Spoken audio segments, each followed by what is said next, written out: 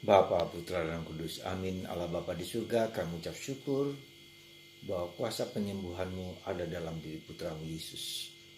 Dan juga kepada orang-orang yang Tuhan Yesus berkenan mengendakinya. Terpujilah nama-Mu kini dan sepanjang masa supaya kami juga disembuhkan oleh Yesus dari segala macam penyakit. Demi Kristus Tuhan dan pengantara kami. Amin. Para saudara, Barnabas dan Paulus pergi ke Ikonium, ke Listra, ke Derbe untuk mengatakan kabar gembira. Dan dalam tugas pelayanan itu ia menemukan dan menyembuhkan seorang yang lumpuh sejak kecilnya, ya, yang tidak bisa bergerak. Lalu kemudian dia disembuhkan oleh Yesus dalam nama Yesus, dan kemudian banyak orang melihat orang yang lumpuh itu disembuhkan.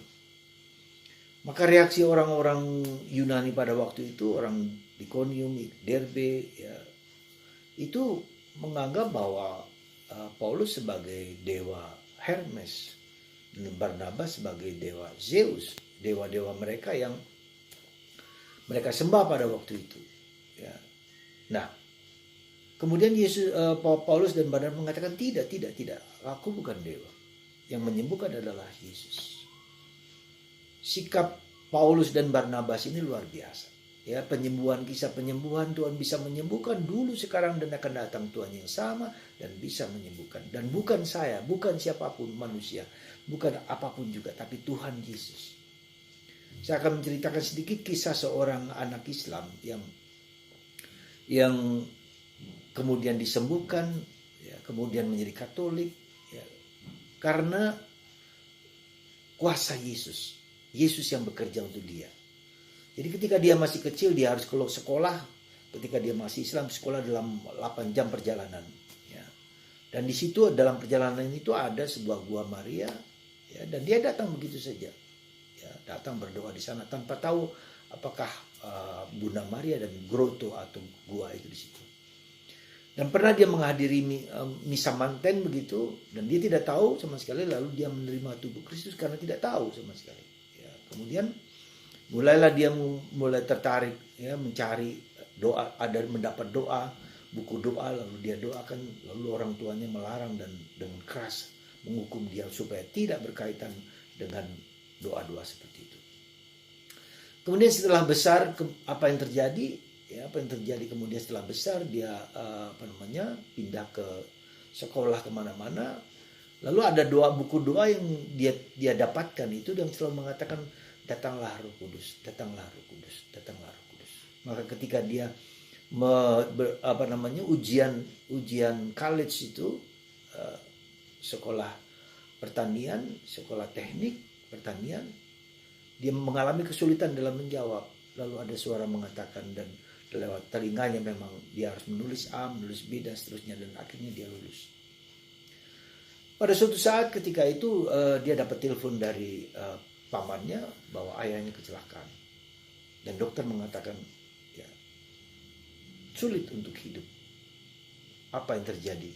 Dokter itu mengatakan, dan dia ayahnya dirawat di rumah sakit Katolik, dan dokter itu mengatakan, berdoalah. Dan kebetulan di rumah sakit itu ada kapel, dan dia berdoa di sana, dan mamanya juga berdoa di sana, dan berkata bahwa Tuhan Yesus, Tuhan, kalau engkau sungguh-sungguh Tuhan yang hidup, selamatkanlah suamiku, kata ibunya.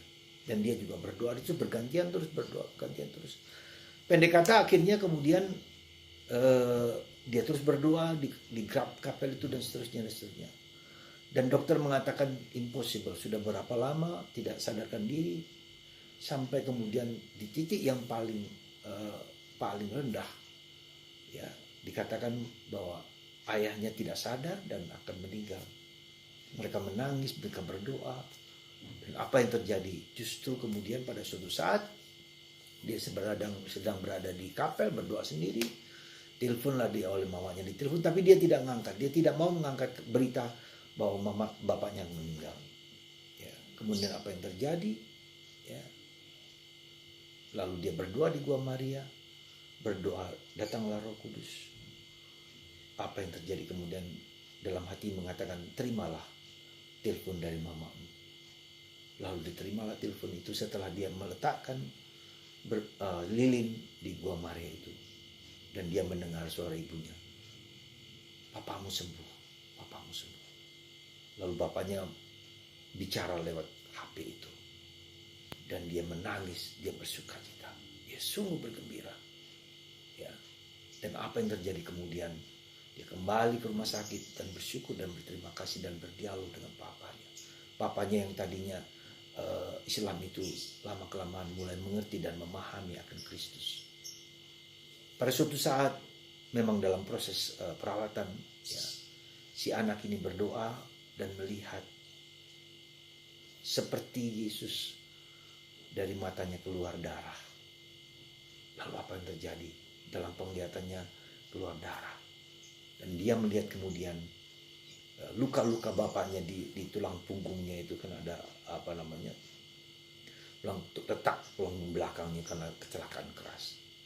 Disitulah satu persatu darah kotor itu dibersihkan oleh Yesus. Darah Yesus membersihkan darah ayahnya. Dan ayahnya setelah itu sembuh total. Dan kemudian dia menjadi Katolik, keluarga jadi Katolik. Adiknya perempuan menjadi suster kontemplatif. Dan hidupnya sungguh diberkati oleh Tuhan lewat Ekaristi. Dan dia mengerti apa arti Ekaristi setelah dia jadi Katolik. Saudara, saya mengatakan satu hal ini. Gereja kita begitu kaya dengan anugerah dan rahmat. Karena gereja Katolik didirikan oleh Yesus. Ekaristi, Bunda Maria, ya, Rosario. Semua itu adalah cara Tuhan mencintai kita. Bahkan penderitaan pun adalah cara Tuhan mencintai kita supaya kita kembali kepada Kristus. Dan itulah yang dibuat oleh Paulus Barnabas. Dan itulah yang dikatakan oleh Yesus, ketika kamu mencintai aku, ketika kamu mengasihi aku dan Bapa akan tinggal dalam dirimu. Dan ini suatu yang luar biasa. Aku dan Bapa akan tinggal dalam dirimu dan memenuhi apa yang kalian minta kepadaku. Jadi saudaraku terkasih, kalau Yosua minta kepada Tuhan matahari untuk tidak bergerak, untuk diam, untuk stop di sana. Dan Tuhan mengabulkan matahari itu tidak bergerak sampai pasukan Yosua dapat mengalahkan musuh. Kita juga, Anda dan saya, diberi percayaan di dalam gereja Katolik kita. Jangan biasa-biasa aja mengalami Ekaristi, mencintai Ekaristi, Rosario, kitab suci. Itu semua adalah sarana yang Tuhan berikan untuk keselamatan, untuk kemajuan iman kita. Dan kemudian juga dalam penderitaan itu seringkali juga dipakai Tuhan supaya kita sungguh-sungguh, ya, mengalami cinta Tuhan. Lewat penderitaan, lewat salib. Seperti pemuda ini yang bernama Joseph. Dia menjadi Katolik, kemudian ayah ibunya menjadi Katolik, saudara-saudara menjadi Katolik, karena menerima Yesus yang melakukan mujizat-mujizat Ekaristi, mujizat-mujizat Rosario, mujizat-mujizat kitab suci. Semoga kita tidak boleh dengan serta-merta melepaskan, membiarkan segala rahmat, segala sarana-sarana yang ada dalam gereja ini sebagai sarana cinta kasih Tuhan kepada kita. Sekali lagi, mari kita yakini di dalam Ekaristi, di dalam Rosario, dalam kitab suci, kita baca, kita ulang terus supaya kita semakin mencintai Yesus. Dan karena kita mencintai Yesus, maka Yesus dan Bapa tinggal dalam diri kita. Dan Bapa yang dalam diri kita itu mewahyukan, menyatakan diri supaya Roh Kudus membimbing kita semua. Tuhan memberkati Anda dan kita semua harus sungguh berterima kasih atas rahmat yang Tuhan berikan kepada kita lewat berbagai macam sarana sakramen-sakramen gereja. Pasti Tuhan akan mendengarkan Anda. Tetapi harus melewati salib supaya kita menyerahkan segala sesuatu kepada Tuhan. Tuhan memberkati Anda semua. Bapa, Putra, dan Roh